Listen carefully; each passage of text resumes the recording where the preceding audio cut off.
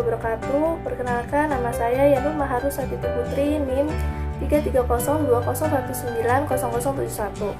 Di sini saya membuat video guna memenuhi tugas pengganti pertemuan mata kuliah Ekonomi Islam. Di sini saya akan menjelaskan sedikit tentang keuangan publik dan kebijakan fiskal Islam. Selanjutnya saya akan menjelaskan tentang sejarah keuangan publik Islam. Yang pertama, pada masa Rasulullah SAW. Pada waktu Rasulullah SAW pertama kali datang ke Madinah, keadaan masih sangat kacau dikarenakan belum adanya pembagian tugas ataupun pemerintah yang berkuasa. Tapi ketika Rasulullah SAW mulai memimpin, beliau mengadakan perubahan yang memukau, mulai dari pembagian tugas, menetapkan prinsip-prinsip pemerintahan, membimbing para sahabat yang kelak akan menggantikannya sebagai kepala negara, dan mengadakan institusi-institusi yang bertugas untuk melayani masyarakat. Adapun sumber-sumber pendapatan primer yang digunakan sebagai penerimaan fiskal pemerintahan pada masa Rasulullah SAW. Yang pertama, sumber utama keuangan negara. Pada tahun kedua setelah hijrah, sedekah fitrah diwajibkan, dan pada tahun ke-9 setelah hijrah, zakat diwajibkan.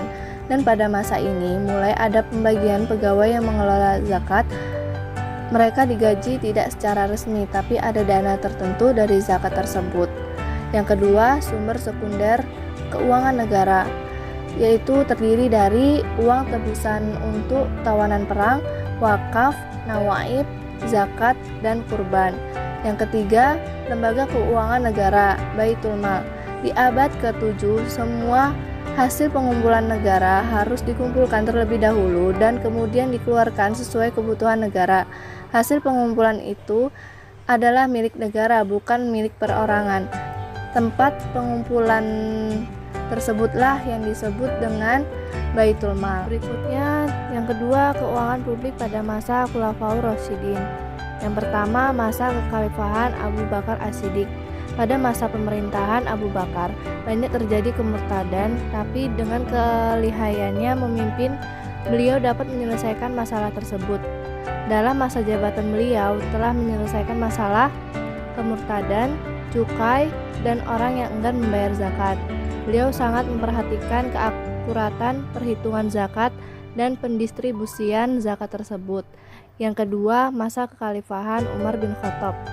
Ada beberapa hal yang penting yang perlu dicatat berkaitan dengan masalah kebijakan keuangan negara pada masa Khalifah Umar bin Khattab. Di antaranya adalah masalah Baitul Mal, kepemilikan tanah, zakat, sedekah untuk non-muslim, mata uang, klarifikasi pendapatan negara, dan pengeluaran. Yang ketiga, masa kekhalifahan Utsman. Pada 6 tahun pertama kepemimpinannya, beliau dapat menaklukkan beberapa daerah baru seperti Balkh, Kabul, dan lain sebagainya. Dalam rangka pengembangan sumber daya alam, digali aliran air, jalan dibangun, pohon buah-buahan ditanam, dan keamanan perdagangan ditegakkan dengan cara pembentukan organisasi kepolisian yang tetap. Dan yang terakhir, yang keempat, masa kekhalifahan Ali bin Abi Thalib. Setelah meninggalnya Utsman, Ali terpilih menjadi khalifah dengan suara bulat. Kehidupan Ali sangat sederhana dan dia sangat ketat menjalankan keuangan negara. Dalam hal penerimaan negara, Ali masih membebankan pungutan khums atas ikan atau hasil hutan. Berbeda dengan Khalifah Umar, Khalifah Ali mendistribusikan seluruh pendapatannya di Baitul Mal. Selanjutnya, adapun karakteristik keuangan publik. Belajar dari sejarah, karakter utama keuangan publik Islam yang dapat diterapkan dalam dunia modern ini, prinsip-prinsip yang diterapkan dalam penerimaan publik syariat, yaitu yang pertama, sistem pungutan wajib atau dharibah harus menjamin. Yang kedua, berbagai pungutan tidak dipungut atas dasar besarnya input atau sumber daya yang digunakan. Yang ketiga, Islam tidak mengarahkan pemerintah mengambil sebagian harta milik masyarakat secara paksa. Yang keempat, Islam memperlakukan kaum muslim dan non-muslim secara adil. Yang kelima, Islam telah menentukan sektor-sektor penerimaan negara menjadi 4, yaitu zakat, aset, dharibah, dan penerimaan publik sukarela.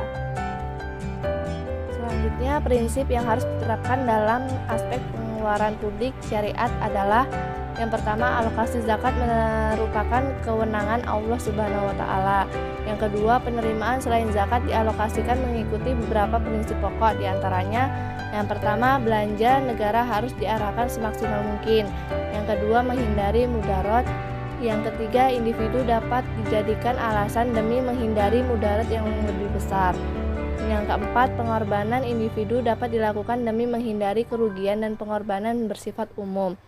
Dan yang kelima, manfaat publik didistribusikan seimbang dengan kerugian yang ditanggung. Yang selanjutnya, instrumen pembiayaan publik. Instrumen yang biasa digunakan sebagai instrumen pembiayaan publik yaitu sebagai berikut. Yang pertama, zakat. Yang kedua, aset dan perusahaan negara.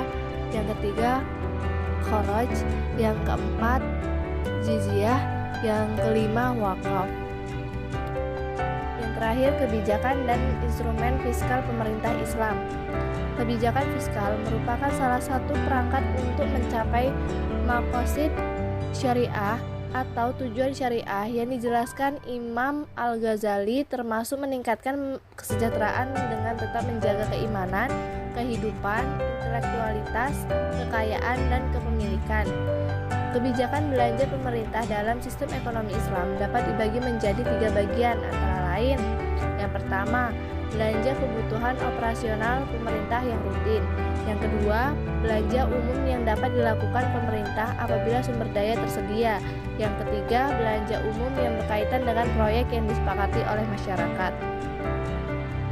Sekian penjelasan dari saya. Kurang lebihnya mohon maaf. Wabillahi taufik wal hidayah.